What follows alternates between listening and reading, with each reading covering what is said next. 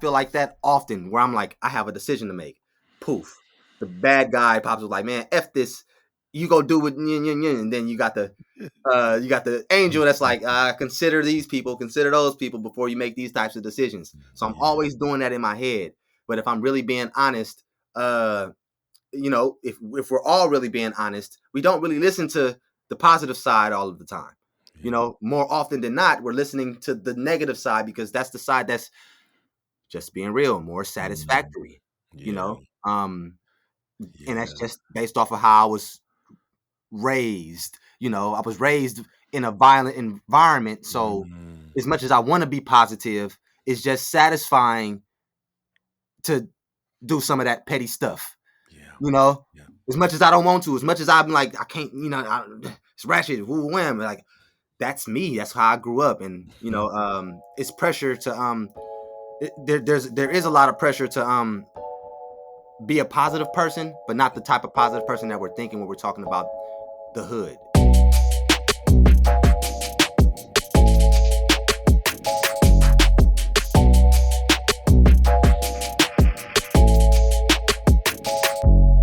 Welcome to the Taking Off the Mask podcast. My name is Ashanti Branch, and I'm really glad you've joined us. Today's episode is, I think you're going to really enjoy it. Today's episode is with Leo Mercer, an Oakland native. He's a musician. He's an activist. He's a leader. He does a lot of things in the community. But today's conversation, as you know, is going to be talking about these masks. And one of the things that came out of this conversation is a topic, a phrase that we both were talking about for quite a bit is, I am not the enemy. I am not the enemy. And I think that it's something that he and I talk about in the bodies we live in. As Black men, both of us have these locks, right? Depending on what I wear, what I'm wearing right now, a black hoodie, right? So, different places I go to creates different image of what people think. And I often find myself trying to find ways of disarming people to think that I may be an enemy to them. And Leo knows it too. He spoke about it. We both spoke about it. And I think in this context of not being the enemy, we're bombarded with messages of what we're supposed to do and how we're supposed to act and how we're supposed to navigate our emotions in ways that sometimes feel healthy and sometimes unhealthy. If we don't deal with our emotions in healthy ways, I'm pretty sure, and many people have studied this more than I have, but I've seen it happen. It's going to get dealt with in some way. I think a lot of young men in our work and what we see just around the world are walking landmines. They're walking around like not dealing with the real things they need to be dealing with in their life, and guess what? It's just waiting for the right or wrong moment, however you see it. And today, being that we're gonna be talking about these masks, we can't help but address what happens in pop culture. And so, for those of you who have not seen what happened at the Oscars, I'm not really here to talk about to take a side or anything, but I am going to talk about emotional intelligence.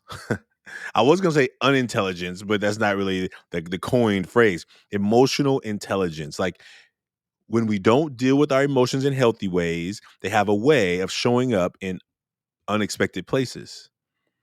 Here's what I am more concerned about based on what happened at did I say the Grammys or I said Oscars? I don't know what I said, but the Oscars. And for those of you who don't know, we're in the month of March. It was the Oscars, right?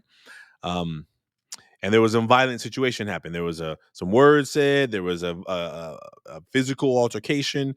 But here's what I got more concerned about that night, and the reason I could not really sleep so well is I know that what I saw on social media, what I saw in the world, were people making excuses for returning words with violence.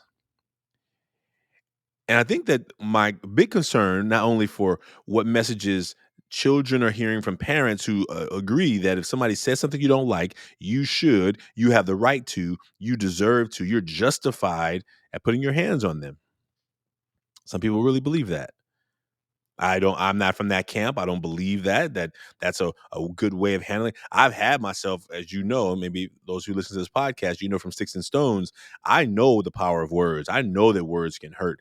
And I also know that we have a responsibility, regardless if we're famous or not. I'm talking about like some just neighbor down the street has a responsibility to ourselves first, I think, but even to our communities. Now, listen, I think my big point that I want to make is um, I'm hoping that our principals and administrators in schools are ready to deal with the onslaught of things that may show up this week. Maybe many kids weren't up that late watching the Oscars, but if they heard about it, if they've scrolled on any pop culture site, they've seen a clip of it. And how many are those we're gonna have to dealing with as an adult, talking to a kid saying, "No, you don't have the right to do that. You don't have the right to put your hands on somebody because they called you a name, because they talked about your mama or whatever." There's plenty of fights. I've been a part of plenty of fights where somebody said something about one of my parents. I've actually told people when I was in elementary school, "Look, you can talk about my mom all you want, but because I know that you're lying because I live with her, so whatever you're saying doesn't matter. But here's the button that you can push right here. If you talk about my daddy, then we have a problem." And inevitably, some elementary kid is going to test the button if the button works. And it always worked. Because I showed them where the button was. I showed them what to say that would throw me into a loop. But I was 8, 9, 10. I mean, at some point, we have to know that we have a responsibility to be like to ourselves, to each other. So I didn't mean to make this intro all about this pop culture drama that's happening, but I think more than anything, what we talk about in this podcast is emotional wellness. Having a space to talk about all the stuff that we're dealing with in a healthy way so it doesn't come out rushing in unhealthy ways. And I'll just say this last thing because I want to just make this just kind of like anecdote about this story. If a man who has the wealth and the opportunities for healing, for travel around the world, to go see wherever, to have therapists and masseuses. Like if you had resources like that and the emotions of life got to you, that you would be willing to go become violent, let's say anywhere, but on national television, okay? Then what do you expect from a 12-year-old who's living in a community where he's never left the city, ain't ever talked to a therapist, has nobody to help regulate his mind, doesn't even know what mindfulness is? What do we expect that kid to do? So we got work to do, because it's not that men are bad, but we have work to do around what our responsibility to ourselves are and how we navigate our emotional well-being and how we don't ignore the things that we need to deal with because we don't think that we're worthy of getting help. We don't think we should be getting support. We don't think we need to talk to anybody. And I want to just say more than anything ever that you've heard me say in this conversation, that men, you matter. And if anyone who is listening to this as a man in their life, they matter. And no matter how often we smile and we buy toys and we do other things to ignore from the stuff that we're really going through, you need a safe place to deal with it. You need a place to talk about it. You need a place to process it, because if you don't, we can see examples of what can happen. And so I just in this conversation with Leo, this hadn't happened yet, but what you will hear in this conversation, us wondering why people look at us a certain way, why people judge us a certain way, we got work to do in our communities, folks. So as I close, I just want to remind you that you can always make your mask anonymously at millionmask.org. That's our new website, millionmask.org. And we have an event coming up in May, the 24-hour relay challenge, 18th annual. So please, you can go to our website, follow us on Instagram. You can see what we're doing, and we want you to be a part. We want you to take the challenge of the 5K. You can walk, run, hike, bike, swim, crawl, scoot, whatever you want to do, skateboard, whatever you want to do. You can be a part of it no matter where you are in the world. So we look forward to you signing up, making a team, doing it by yourself. Help us raise these resources so that we can provide workshops for schools and students in our community where they don't have to worry about paying for it, where it's free. It's just like we need to do the work, and we're going to need your help to bring in the resources so we can do that. That's what we're excited about. And so thank you for this longer, extended intro than you're used to.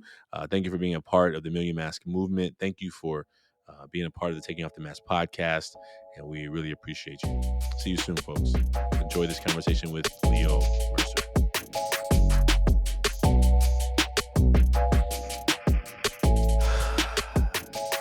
Good morning. Good morning. Good morning. Welcome to the Taking Off the Mask podcast. My name is Ashanti Branch, and I'm glad you have joined us. Today's guest is Brother Leo Mercer. Welcome, Brother Leo. Hey. How y'all doing? Man, Leo, would you tell the folks, there's so much that we're going to probably talk about in this conversation, but tell the folks what you want them to know about you. Who are you? Where you're from? Whatever parts make sense for you. Oh, yeah. My name is Leo Mercer. Hi, everybody. I'm born, raised, gentrified, came back out of Oakland, California. I'm a culture keeper. I have a lot of titles, a lot of hats, but you might find me somewhere rapping. You might find me somewhere doing some community work. You might find me somewhere at the engineer booth, mixing somebody's stuff down. You might find me doing a lot of stuff, so I'm just out here and I'm trying my best to be a good community member. So, hi, y'all. Leo Mercer. Yeah, man. Well, Brother Leo, you and I have met a couple of moments along this journey. One of the things I'm gonna highlight the one that I just was like, I was in awe and in shock and in amazement and in joy. So there's this My Brother's Keeper Summit happening, and we had met before this, but I've been watching the My Brother's Keeper Summit. Obama is in Oakland, California. And I came to the Shrine Auditorium trying to find a hookup, and I couldn't get no hookup. There was like a heck of people in line. Nobody had extra tickets, and I was feeling a little bit, a little hurt, to be honest. And I was passing out mask cards because I don't leave home without no mask cards. And I'm like, just going, I'm okay. I got a couple of hundred people here. We're going to hand every one of them a mask card, And I go home, and it was live on streamed. And so I'm watching it as I'm go home, and Obama's on stage with the CEO of My Brother's Keeper at the time, and all of a sudden they show the panel of people on the side. I'm like, wait a minute, and I'm on my phone, so I had to pull over because I'm like, I think I know. Wait, hold on a second, and so I pull over. I'm like, is that Leo Mercer on stage with Obama? And then the narrator says, oh, we're going to have our first question from one of the youngsters here, Leo Mercer. And I'm telling you, I got goosebumps even again telling the story. I'm telling you, I was like overjoyed, and oh man, that was powerful, brother. I just want you to know, we've met in so many places, but every time I see you, I just see you on that stage, and I see you taking up that space that you deserve to take up, and I'm just honored to be. I brag about that all the time. I know him. You know what I'm saying? And so, anyway, I just wanted to share that because, folks, Making me blush out here, man. Oh, snap. Brother, that was amazing. Thank you for all the work you're doing, and you keep doing. And I'm excited for the next places and stages and spaces you take up in this work. So we're gonna make mass today. Absolutely. Thank you, bro. Reminding me of that too. That was a really intense journey. You said you was trying to find a hookup. I am an example of the hookup manifesting because I wasn't supposed to be there either. I tried through this avenue. They was like, nah. I tried through this avenue. They was like, nah. And at the beginning of the event, I just showed up like this. And they seen me and they recognized that I was one of the people trying to get in. After a conversation with, I don't remember who the person was, they X, Y, and Z, they put me right up there. That was not supposed to happen. But I'm glad it did. And I'm glad I was able to, like you said, take up that space because it was so much needed for Oaklanders and young folks like me to be right next to him, to even ask him just such an arbitrary question that I did, Oh Appreciate man, you, man. it's unforgettable, unforgettable. So if you haven't seen it, you got to go see it and watch it, and you're gonna see Leo. Maybe we'll drop a clip of that right in here so people can be reminded of that beautiful time. Absolutely. Today we get a chance for you and I just to go a little deeper. Like I think what we do know of each other and the work that I see you do. I want to have this opportunity with more men, and I think you're already doing a lot of work with men to give them a space for that. And I think the more that we can do that for men in our community, to give us a space to take off these emotional masks where we don't have to have it all figured out, we don't have to have all the answers, we don't have to even know how we're going to achieve the goals we've set for our own selves, but that we can work with each other and support each other in Absolutely. those moments. So Absolutely. the guest always gets to decide who goes first. So you decide whether you want to go first, you want me to go first, and then you can share the front, and then I share front, and then you can go back, or you can go front and back, and then I share whatever you feel, however you feel called. The Well, guest gets to decide. for the sake of conversation, the way you just said it makes a lot of sense. Like, I'll go first and share my front, then you share your front, then I share my back, you share your back, and then Fantastic. keeps the conversation flowing. Great. Let's do it. Absolutely. In that case, then, my front is right here. So, my front, if you can see it, I have Okay. these three pictures right here. And as it explains, it's like things that I show to the world. I have a strong arm right here, just showing like blind strength. Um, and I think what I mean by blind strength is just my ability to get up and go. You know what I mean? Not a lot of folks have the motivation or I ain't strong like this arm, but I know, just how to get up and go. And that's an ability that I feel like I show the world. My creative abilities in regard to Mm, this note right here. But I think the most important one is this one right here, which is a tree, and more importantly, the roots. Now, I talk a mm, lot with my folks about being a tree with onion roots, and a lot of our folks talk about that in terms of not really necessarily understanding ourselves, but knowing that we're still here and we're still making an impact. So I don't necessarily mm, know. I know I'm rooted in certain things. Oakland, being a black person, in those cultures, but there are other things that I don't know that if I knew would make me so much more powerful and so much more easier to deal with.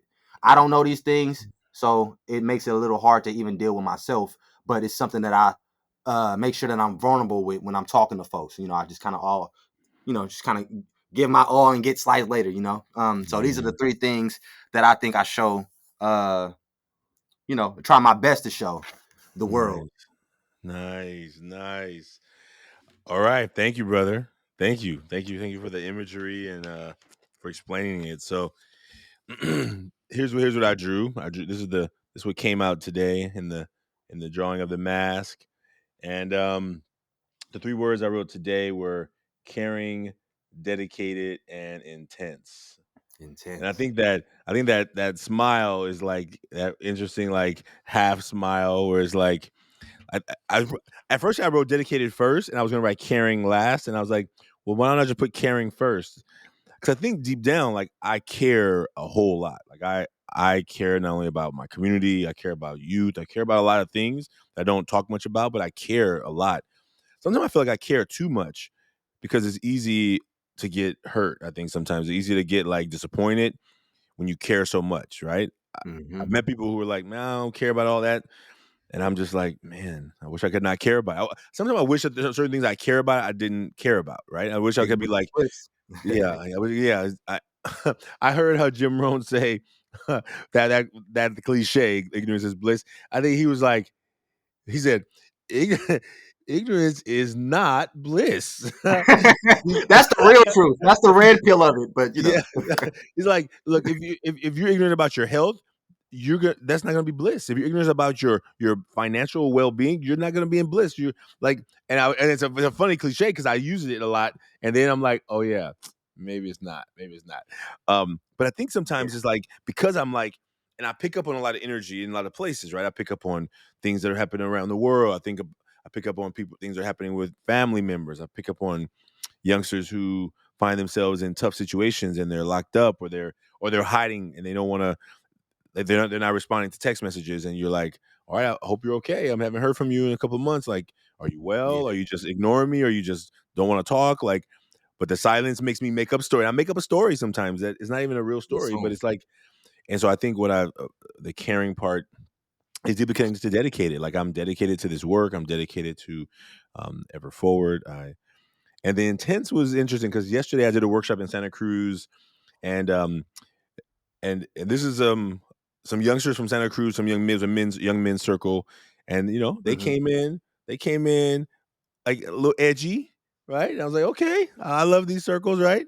If you looked at the room, you wouldn't know you were in Santa Cruz if you thought, oh, what does Santa Cruz look like, right? It was the real part of Santa Cruz that I would probably be spending more time in, and man, and I found myself like needing to like um elevate my game in that moment of like, oh, how am I gonna present myself in this moment? How am I gonna present to these youngsters? And so and that's part of the face. It's like a little intense in there, and you can see how. Yeah. And yeah, so that's the front. That's how I. Those are the things that I let people see, right? And I think intense can be taken in a lot of different ways. I mean, I'm always trying to be intense and kind, right? I'm not intense at the point at the Stay in line. expense of others. Yeah, yeah, Stay in exactly. line with the intensity, and I can relate to it. I think because of like my journey through community work being intense, uh, I've taken that approach a lot. That's how I got on the Obama stage. It was all about just the intensity. But like just in speaking to folks, sometimes in caring, when you're intense with it, it has the almost opposite effect, or opposite desired effect. Like I want to be serious with you, but then that person shies away because of how intense or serious that you may Yeah, be, because yeah, it's yeah, uncomfortable to be inside of that feeling. yeah, yeah. So I definitely can relate to showing a little bit of the front of it, and then showing a little bit of it behind me too, but more in front. Mm, I just wish that there was I wish that intensity was met with uh, uh, a lot of great. That's It's just so interesting thinking about how us being intense can be seen as yeah, so uncomfortable to folks, to the point to where it's like yeah. no matter how right we are, no matter That's how right. loving or That's right. caring we are, because we're so intense, it has the opposite effect. Oh man. Oh man. At least in my And I, and I, experience. and just as you said that, I was thinking about the same. Like as an educator, as a teacher, I was a teacher for a lot of years. I work for a nonprofit now, the Ever Forward Club. But what I'm seeing happening in our schools, like, drives me sometimes. It drives me to the place of the caring part of myself goes into the intensity part. Like, what is going on? And I think that, and here's a challenge, because I feel so passionate about the topic. If I'm not careful with schools and the some of the sensitivities that happen when you're dealing with some educators, Hmm. I'm at the mercy of them because we need them to bring us in to do the work. Exactly. But when you see stuff that's not going well, you see stuff that should be doing better. When you see things you want to speak out against, you almost have to be careful because you almost like have to be like a politician, which doesn't feel always good, right? Because Man. I need to be able to reach the students, and if the teachers and the educators are going to be the blockers because they got the power, then what happens? Well, I've lost the opportunity to reach the students who I need to be reaching in a system that's not working well for them already. And so I Yeah. have to go in like almost like, oh no, you're doing great. You're doing just great. I'm just here to add to the greatness you're already doing. When technically sometimes they're doing horrible. When sometimes they're doing horrible and they're doing a disservice to kids. And I think sometimes I have to dance this line of like, oh my goodness, how do I say this in the best way, right? And you all without hurting somebody, without never intending to hurt somebody's feeling, never saying it to hurt the people feeling, saying it to speak what I see as truth from the students that are speaking to us. So I think that part is also a piece, right, where passion looks different from different people, right? Absolutely. Yeah, I've hurt especially a lot of feelings, and I didn't mean to, but I was passionate. I cared a lot, yeah, and it showed up as intensity once you seen that things wasn't happening the way that yep, things weren't falling in line the way that was necessary. that's right. So I definitely want to just echo the intensity part. Yeah, Yeah, definitely. beautiful, man. Thank Um, you.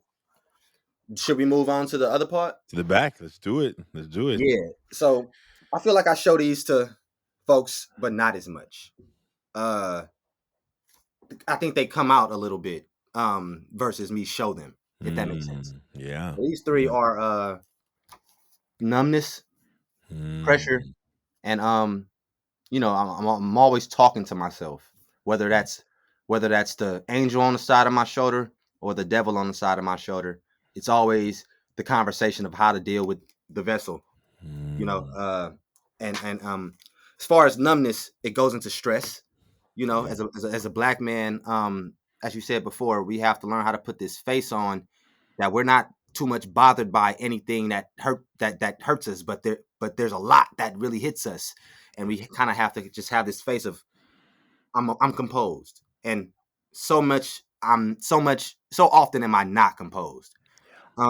So it shows off as this numb, blank expression that I don't want to show people, but ends up coming out, if that makes sense.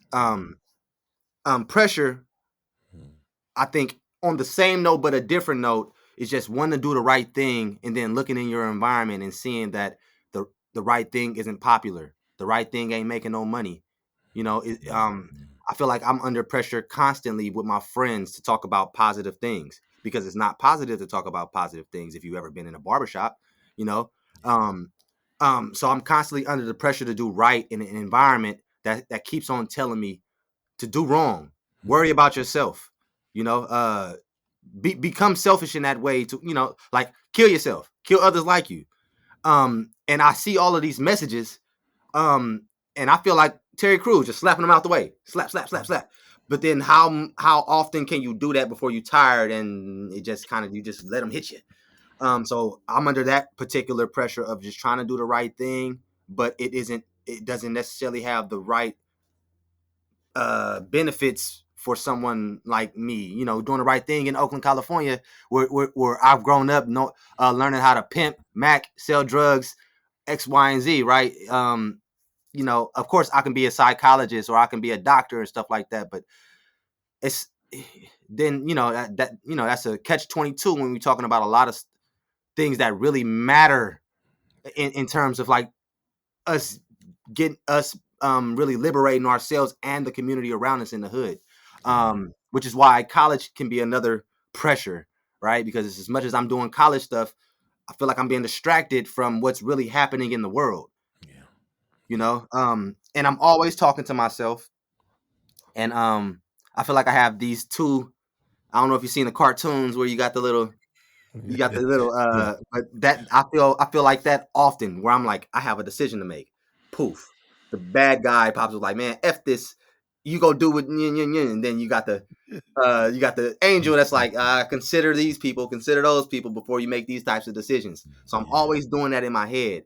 But if I'm really being honest, uh, if we're all really being honest, we don't really listen to the positive side all of the time. Yeah. More often than not, we're listening to the negative side because that's the side that's just being real, more Mm. satisfactory. You Yeah. know, um, and that's Yeah. just based off of how I was raised. I was raised in a violent environment, so Mm. as much as I want to be positive, it's just satisfying to do some of that petty stuff. Yeah. you know, Yeah. as much as I don't want to, as much as I'm like, I can't, it's ratchet, whoo, wham. Like, that's me. That's how I grew up. And, it's pressure to, there is a lot of pressure to, be a positive person, but not the type of positive person that we're thinking when we're talking about the hood, because a positive person in the hood, if I can give an example of a positive person, it would be like a pastor, Yeah. you know, Yeah. the positive politician, the Yeah. the guy that decides to become a hood politician or something like that. But they're not necessarily folks in the big scale that helps us liberate as a community, Mm. unless it's done right. But Yeah. then in our experiences, it just ain't. A lot of times the pastors are, you know, pimping the community. The politicians are Mm. pimping the communities. So these Mm. folks that we see and should look up to, because they have the ability to foster great stuff in the community, have kind of been co-opted. So I'm always thinking in myself, what should I do? Should I shoot to become the president, right? What kind of pressures would go with that, right? Or should I become the hood celebrity and deal with the selfish satisfactories that come with that? Yeah. And I feel like if I'm feeling like that and I'm actually having conversations with these two, right? There Yeah. are a lot of folks who are a lot less competent who are unable to really even hear their own thoughts. So Yeah. they only react the way that they have been raised and know how, That's right. you know? That's right.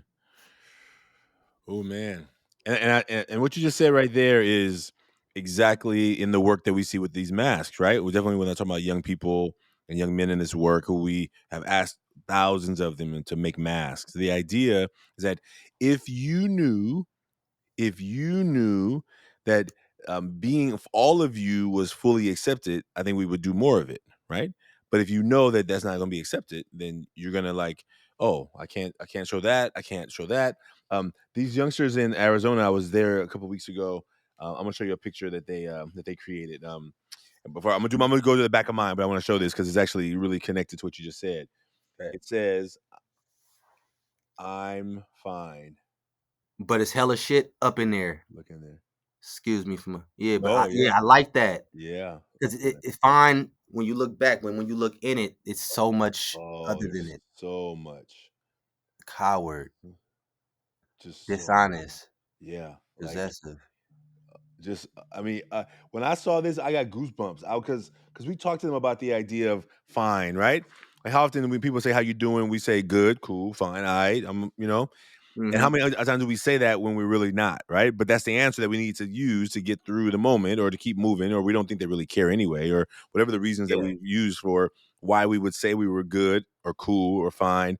I don't want to get into it. I don't want them all in my business. Okay. But what about the people who actually love you, who ask you how you're doing, and you lie to them too?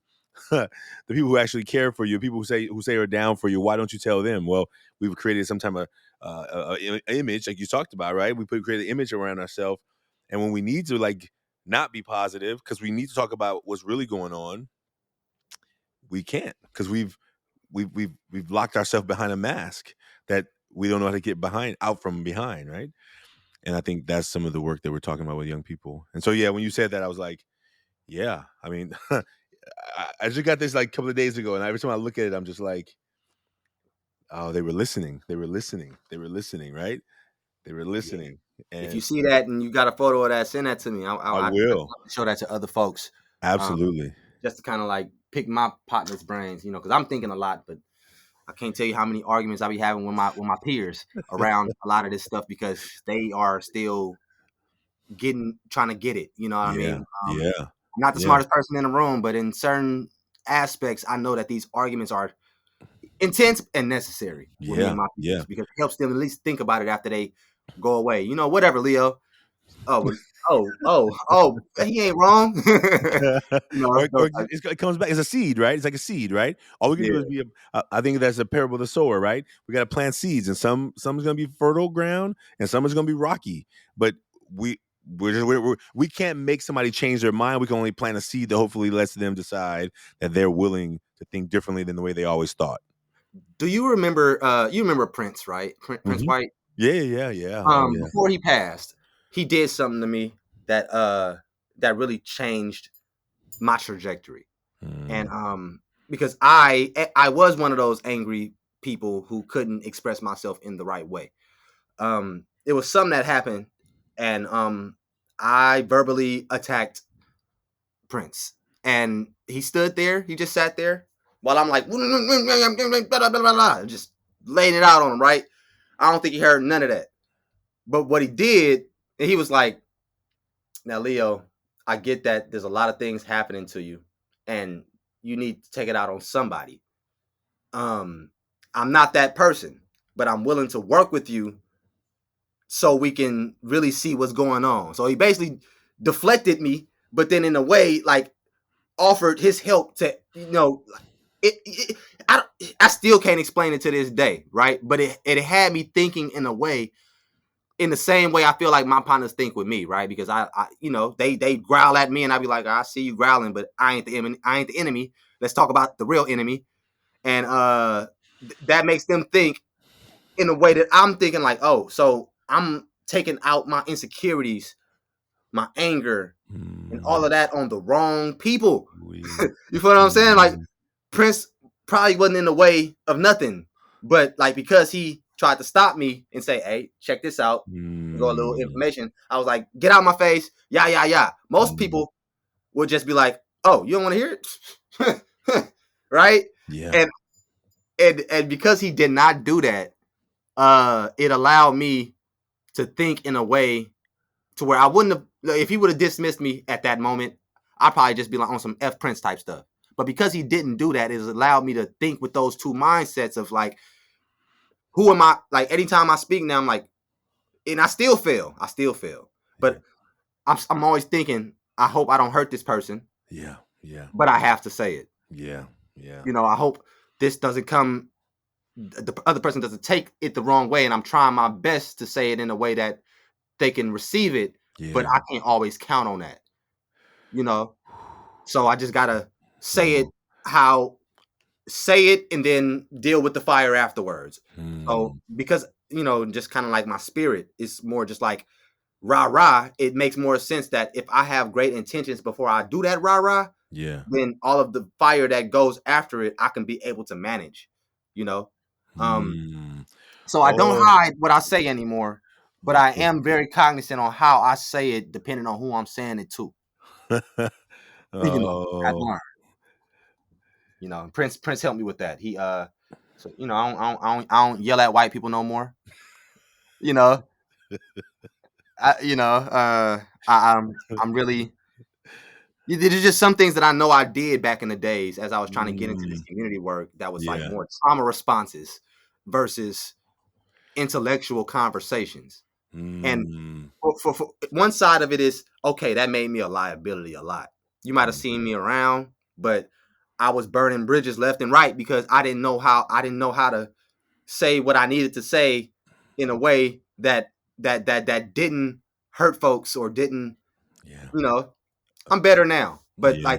like I said, like it's a catch 22 because for as much as I don't want to hurt certain folks, that pain when someone says something Yeah. that you don't like is also the key Oof. to your thought process of understanding that we do get in our bubbles and we do get on a high horse and deep inside our heads so much that whatever we think about becomes our reality. And if we're always thinking negatively, that's going to become our reality, you know? Yeah. Okay, So okay, yeah. man, you got me fired up right here. Give me a second. I'm gonna share the back, and I'm gonna tell you this other thing because I want to jump into another. So, thank you for that, and thank you. You sparked what you said. What you have said has sparked a lot of ideas and thoughts. And I'm gonna tell you what I wrote on the back of mine because it's all. I think it's gonna connect back to I'm not the enemy, and that is a statement we're gonna come back to for real. I have an idea. Here's the back of my mask. I wrote not enough worry and my brother's mental health. And uh not enough as you know what I'm gonna this is about me. So I don't sometimes I don't talk about like as this nonprofit leader, like when I see other organizations have these amazing moments of success, and I'm just like, man, what am I doing wrong? Like what's happening, and Mhm. we've had some moments of success. We had to, so ebb and flow of the nonprofit world, right? And I think that I almost often wonder, like, is my role that I'm currently in the role I should be in, right? Like, I'd rather be out doing the work in the community. I need to be building the connections and relationships. But sometimes I feel like the management stuff of all the paper, like my desk is a mess right here. There's paper everywhere, right? The Yeah. management stuff is very different than me being on the ground doing the work. I started the organization because I wanted to support young men around their well being. But what happens when you have to now build the organization to do that? But building the organization is very different than doing the work. Like you put me in a Yeah. room with some folks, you put me on a stage, like I'm in my element, right? Sitting in my office all day long, taking care of paperwork, oftentimes doesn't. I mean, it's important, absolutely, but it doesn't excite me. You know what I'm saying? Like I don't get excited about. Let me do some strategic planning. Let me. Let's strategic plan. It's critical. It's important. It's necessary, without a doubt. I've done it and I've seen the benefits from it, no doubt. But the thing that fires me up, if I was going to list the things that make me excited, board meetings don't make me really excited. Like they're important, they're necessary. Like all the things that are important may not be the things that you feel like you're most equipped to be doing as leading, right? So sometimes Yeah. that not enough feels that, and the worry I think connects to that. As a COVID was a rough season in for our organization. We lost most of our work is in person presentations in schools. There were no presentations. There was nothing in person. There was no schools open. So we lost 100% of our stuff. So, and the worry of like how to keep, not how not let people go, and people have families, and how do you like not like just drop people off and say, hey, hope it goes better for you out there somewhere, and trying to Uh-huh. really take on that as a really important role. And I think Absolutely. about the last one, my brother's mental health. The reason I put it under my brother's mental health, I said don't talk much about how it affects me. So it's not necessarily talking about his mental health on that. It's more how it has affected and how it continues to affect me. And I think that right now, I I worry about him a lot. I worry about him a lot, and I worry. And when I see people on the street with mental health issues or mental health challenges, I feel it. It's hard to walk by somebody walking down the street seeming disconnected and not just have a super moment of empathy and care for that person, because they may have a loving, kind, caring family. I think, and I know my brother does. He has, and he didn't always utilize us in the most good of ways. He's done some things that were not okay to me, but I truly am. I have a heart for helping people around that. So those are the things that I think that. And I wrote it. When I wrote it, I was going to change it. Like, what is the thing I don't let people see? I don't let people see that I feel sad a lot. I feel worried a lot. My one of my a young man who I know right now is locked up in Chino, and he has a bipolar disorder, and he went from one jail to another. I'm just telling you this quick story. And when he went from one to another, this new place, they're like all in dormitories, like 100 plus people in one dormitory. Mm-hmm. There's no mental health support. He's not getting his medicine, and I'm like, and so I'm on the phone, right, knowing they're recording on my calls, but in my mind, I'm like, this is bull. This is like they're not giving you your medicine. Who do you help him talk to? I don't know who should he talk to, right? But I Mm-hmm. know that once he goes into these states of the bipolar disorder, he's going to start doing some things that are inappropriate. And what's going to happen? He's going to get more time and more time and more time because his behavior is going to be erratic and unhealthy for others and for himself. Yeah. And so you get to the place where I'm not only worried about my brother's mental health, but about other people who I know who may not get the support they need and who need support. And so, anyway, those are just some things that came up in from that one part about my brother. But Yeah, I thought you were saying it as a general term. And and mm, after I was listening more, you mentioned more of like, your brother. I was like, oh yes, yeah, that I definitely can relate to the family members and caring about them so much that you want to do what you can do for them, but like as much as you offer your hands, like they don't accept it. So it's like, what can you do? How yeah, can you facilitate that healing for them? Is it you that needs to do it? yeah, Yeah, definitely I hear all of that.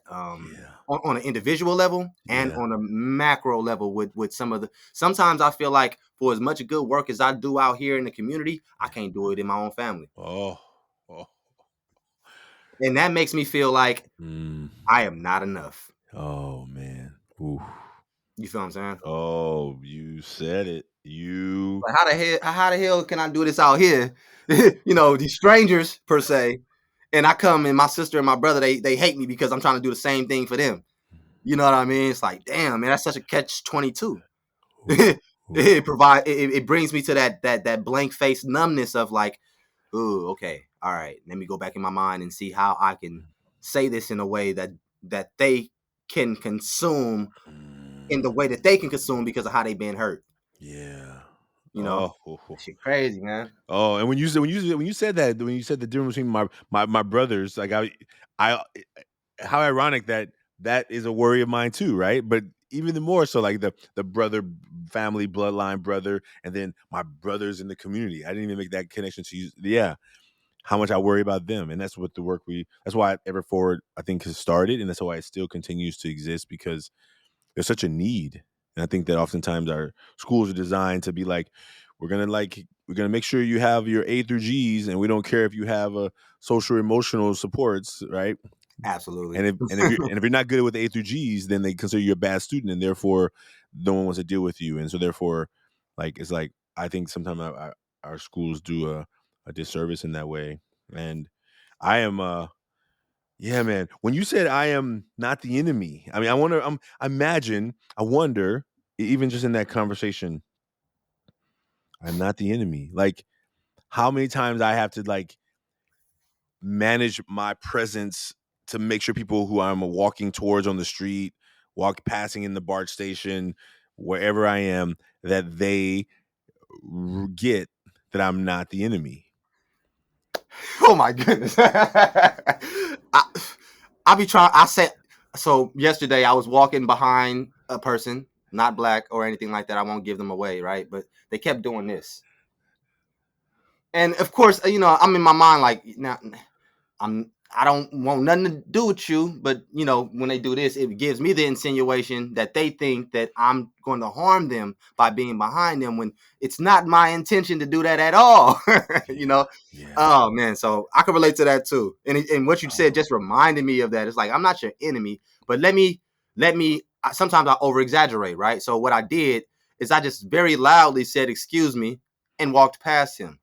To where it's like, if you thought at any point I was going to, sneak you or anything like that, yeah, I was very vocal about not doing it. yeah. And maybe Oh sometimes I man. should do that. Maybe sometimes I shouldn't do that. But that shit hurts and it triggers Oh, me. oh. And imagine what it's like right now. The fact that we're all walking around with these.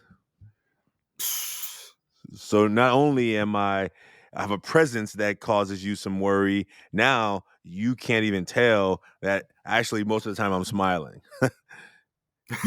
You can't tell, right? You got to make a decision based on anything you've seen on the news recently, anything you've seen on Instagram recently, anything you watched, anything you read in the paper. You got to Anything make your a families might be telling you, oh man, you oh know. man, I got a lot of friends that ain't black that they didn't tell me that they families told them to stay away from us. yeah, We're too erratic. We might be good people, but when you get on a bad side, it's not good. Just do yourself your service and stay away.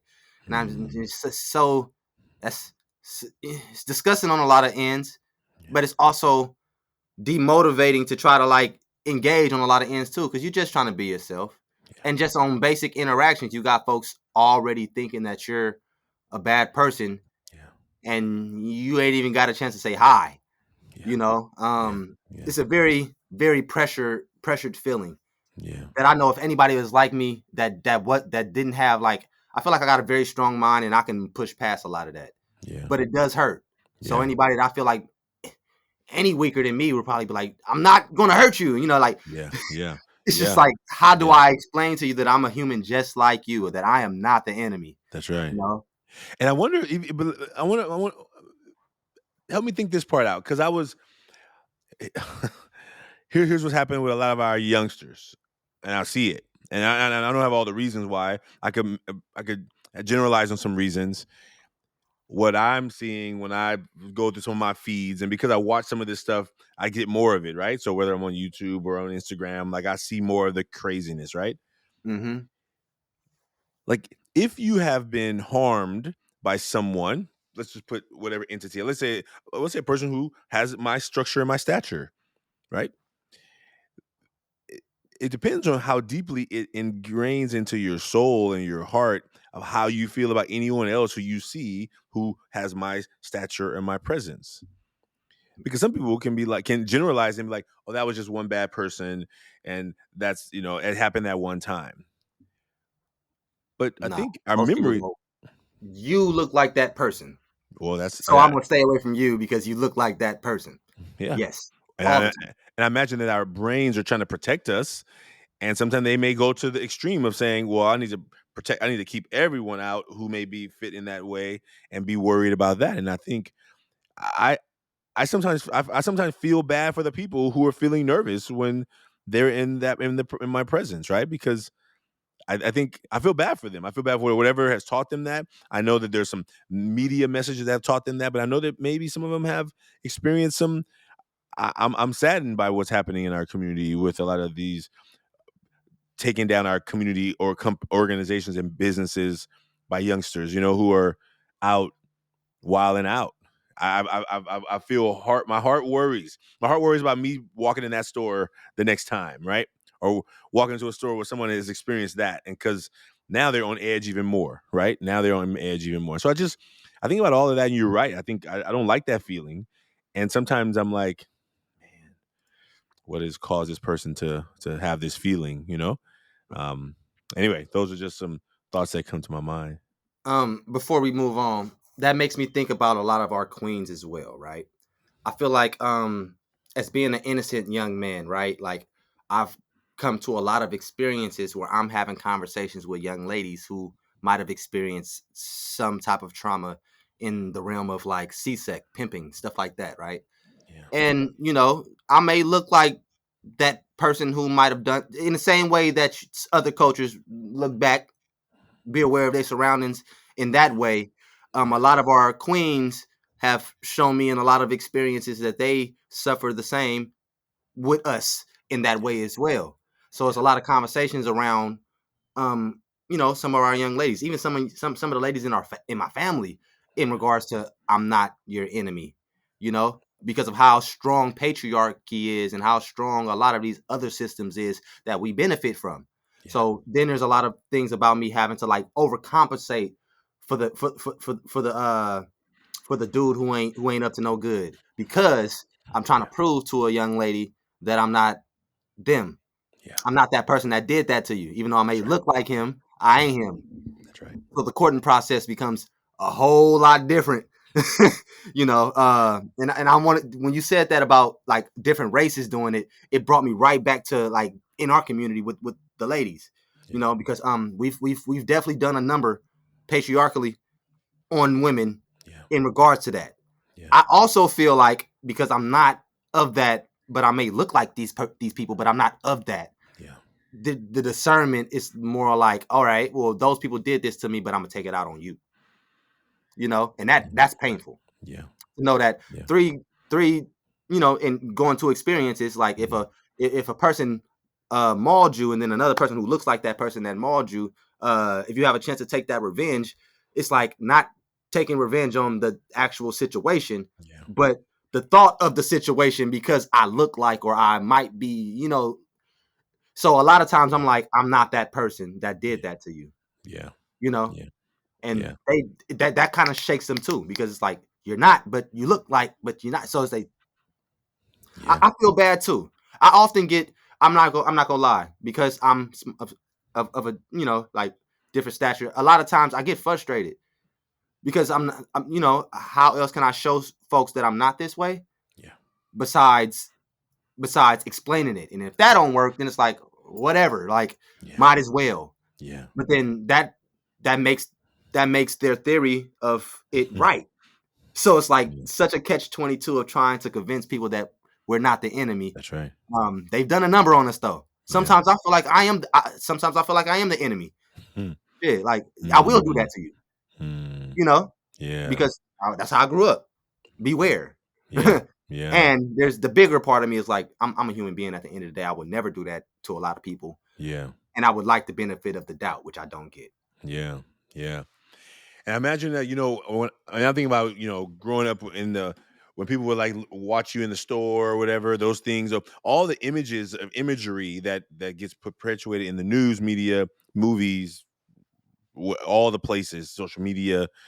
And I think that if we're not careful with our work in this work around the masks, and that's the reason why the mask is this global campaign, because we have people all over not only the world, but all over all backgrounds, ages, groups to recognize that there's more to each of us than you can see by looking at us.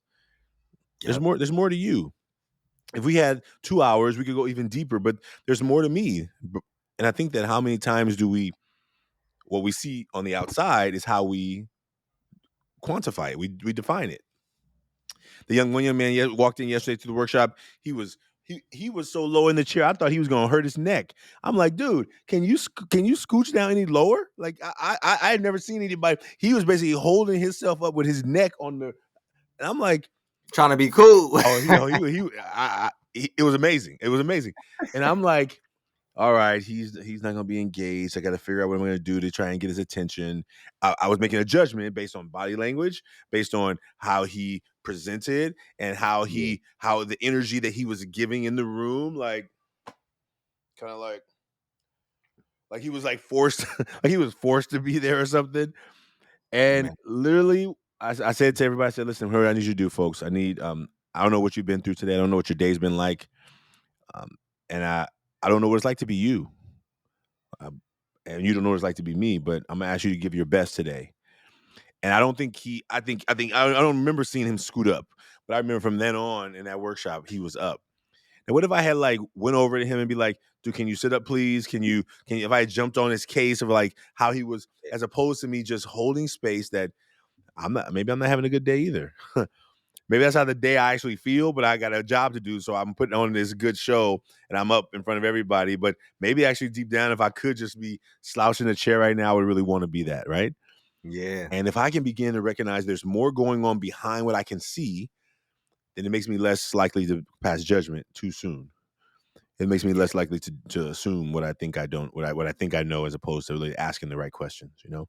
man. That's beautiful. That's just beautiful. I'm glad he was receptive after that. You know what I mean? Oh, he was in. He was in. He participated fully. It was. I bet it's that first moment, right? As a former teacher, I've seen it. I'm like, all right, what's going to happen here? And before I go and come into a fix the mode as opposed to like whole space mode and like I'm missing something, right? That's really powerful, brother. Man, Well, listen. Oh, go ahead. I was gonna say it's not a lot of us in the teaching field. Yeah, You know, we're very small in the teaching field, but that's right. if we're looking at the American stats of how much impact we make, when we get into that, like I'd love to be a teacher if I know I can impact a whole, or a teacher in any context, if I know I can impact folks that look like me to become better, and that multiplies and multiplies and multiplies into the community that we're looking to today. Well, this wasn't planned, but we're looking for facilitators for the workshops. So I'll have me, man. don't even start. Don't even start. That wasn't even planned. But now I know. See, if you hadn't said it, I wouldn't have known. Listen, brother, I'm excited to be back in connection. I want you to tell folks how they can get in touch with you, follow the music and the things you're doing. Where do you want, if you want people to connect in whatever way, please let them know. And any projects you're working on right now, please let folks know of as well. Absolutely. Yeah. So 2022 is a great year. I got 2 projects coming out. If you want to find all of the info for that, you can follow my personal page, Leo_Mercer, or you can follow my business page. I'm not always on that. I have folks that help me run that. Mercer Brotherhood, Instagram and TikTok. I probably don't use any of the other platforms, but that's where you will be able to find me, ask me questions, see some of the content that I do other than the music and stuff like that. But I really enjoyed this conversation. You know what I mean? I Man. really did. Well, you just said the magic words of what you looking for, and I'm telling you what we looking for. So, maybe next time we be on this call together, next time they hear your voice, you're gonna be on the other side of the ever forward family community anyway. But you're already a Hopefully, part of it. man, we've been watching each other for about what, some years or whatever. That's right. You know, Since I generation think it's waking up, a great opportunity to get together so we can spread some of this great content to some of our folks who need it. You who know, need it for sure. Let's do it. I'm excited. Hey, folks, if you haven't yet made a mask, you can do that at millionmasks.org. And just a quick highlight, if you don't know, the 24-hour relay challenge is coming, the 18th annual. And so maybe we may even get Leo to come and perform at our 5K, the 5K part. And then you around the world, you can do your 5K, walking, biking, hiking, crawling, swimming, whatever you want to do, you can be a part of the 5K as well. You can find that on our website, ever4club.org.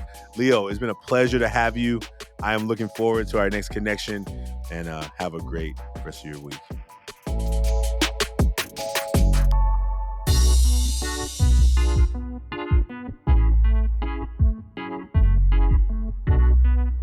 The Taking Off the Mask podcast is produced by Ryan Louie.